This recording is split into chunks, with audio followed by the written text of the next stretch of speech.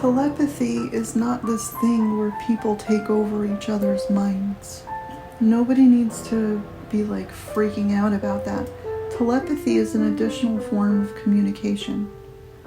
It's the way that people speak to each other, and that's a language. That's one way to communicate. You could see in sea sponges communicate through telepathy also. All over the world. Because they communicate when they should spawn, and they spontaneously spawn. No matter where they're located, even if they're not in the ocean.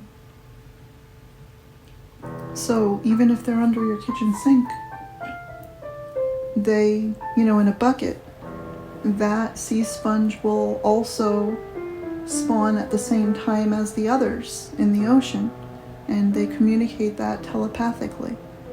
Trees have some ability of telepathic communication also, and fungus. Things that have existed a really long time needed to communicate with each other. And many things on Earth are that way already. It's just that we're not typically aware of that. So as a result of that lack of awareness, people tend to judge. And they think that they're better, like humans are better than other things. I don't think that we're better. We just have a different way of communication and different levels of consciousness, because humanity didn't all develop at the same time. That's hard to explain. When you're looking at anthropology, it's actually a little more complicated than that. We'll touch on that some other time. But ultimately, as a result of that divergence throughout the development of humanity, we wound up already dividing on some levels. That doesn't mean that we won't catch up to each other. There's a lot of intermingling, but that doesn't mean that we're all going to have the same skills and that we're going to develop them at the same time. That's not true, because nobody learns to ride a bike at the same time. But you all know how to ride a bike. Not all, but whoever wanted to learn. And telepathy is the same thing. So that's not something to freak out about. It's something to learn and understand. And as humans, we have a responsibility to not abuse our gifts. That's important. So we have to do that. We have to focus on not abusing our power and our gifts. Are they gifts? No, they're learned skills, but people tend to look at them as gifts. That's not the same thing, but they're still perceived that way. So, I don't know, with telepathy, don't flip out about it, just be chill. Don't automatically assume you're schizophrenic either, because it's difficult. It's difficult when you first arrive there because there's too much going on, and it's confusing for a lot of people because you could hear multiple things and multiple voices, and you don't know what's happening, right? So in that type of weird scenario, the first thing that you do is associate it to what you know.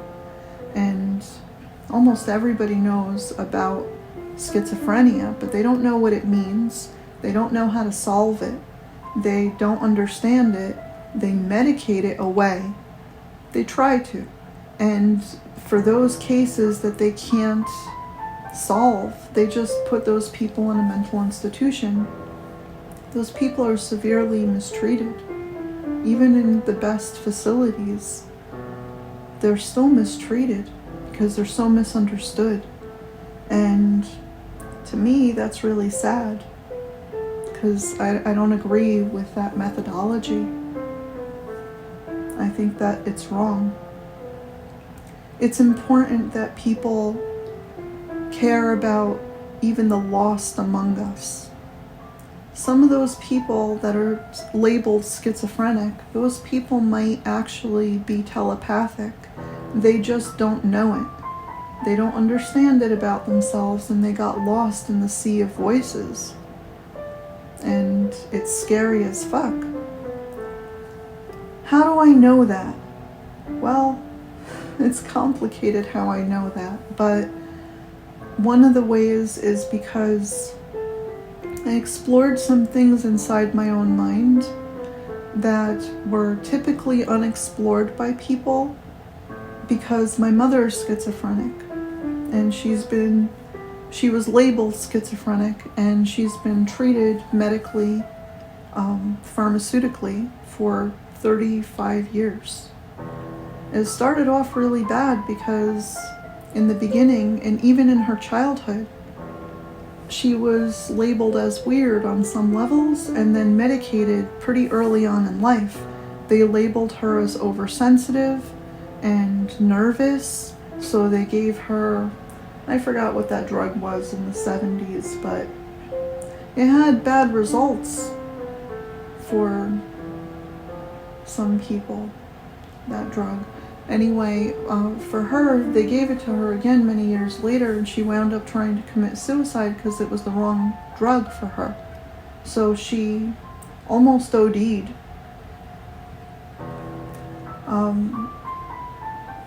Because it had negative side effects, and one of those side effects are suicidal tendencies. So for me, you know, as a child growing up in that environment, not understanding what was wrong with her and seeing how the world fails her on every level, I wanted to understand schizophrenia because of that, so that I could help my mom. But that it doesn't only extend to her, it extends to a fair enough amount of people that they're still worth caring about. Even one is still worth caring about, you know? But there are millions of people around the world who are labeled as schizophrenic or dysfunctional in some way, but it's only because they don't understand themselves. They don't know what they're going through, and all of society is constantly coming down on them instead of helping them through the process. So I think it's important to understand and help each other get through the process. She has some telepathic ability, as far as I can see. She doesn't recognize it as telepathy, and she just calls it voices. She doesn't understand what it is or what she could do about it. You know, she tries to escape the voices. She doesn't know where to go to run away from her own mind. And it's a really difficult thing when you have nowhere to go inside yourself. You have nowhere to run. So you need to find a safe place within yourself in those circumstances, and you need to create some distance. How did I learn any of this stuff? Well, I started exploring my own mind, and it's really complicated how all that happened. Maybe another conversation, but the point is that I discovered some degree of a correlation between schizophrenia and telepathy, but I think that it's a fine line. You know, I'm not saying that people can't fall into schizophrenia, but I think that it's a fine line between people, between those things. And I'm not 100% sure what happens in schizophrenia, why the chemicals get imbalanced. I'm not certain of that, but there could be many reasons. And I'm going to suspect that one of the reasons is dehydration. That's a crazy thing to say, but I think that that's true, because I'm looking for correlations between certain habits and certain lifestyle habits to what I know of her and her childhood and her life. And one of the things that I discovered is that dehydration is a really terrible thing. So definitely hydrate. I learned that the hard way. But you need to hydrate. It's necessary for your mental health and your physical health, your emotional health, all of it. You need water. People need water. And that's why I think it's so important that water, clean water, is available to every human on Earth. And I see when I look around the world that that's not true. That people do not do that for each other. They don't help each other have clean water and access to clean water, but they should. And we need to stop polluting our water sources. That's necessary. So I understand that we need things. We have conveniences in life that we've grown very accustomed to. I get that. I love the convenient things. But we have to think about how to be sparing on some levels, how to be careful with our most valued resources. What's going to happen to everyone on Earth, everyone and everything, if we poison our water sources? And that's what we've been doing industrially all over the planet. So is that the right thing to be doing? You know, it's good to start a business. It's good to make a good business. Is every person going to do the right thing to a T? No. Let's be reasonable. We're going to screw up a little bit, you know? But some people, they know that they're really screwing up on a massive scale. They're aware of it, and they're not doing anything about it. And those people really need to take time to consider the actual damage that they're creating. It's good that you have money. If you want to know how to make money, I'll help you. You know, if money is the only issue, then I'll help you figure out ways to make more money. But also, you're going to have to change how you poison people. How about stop that?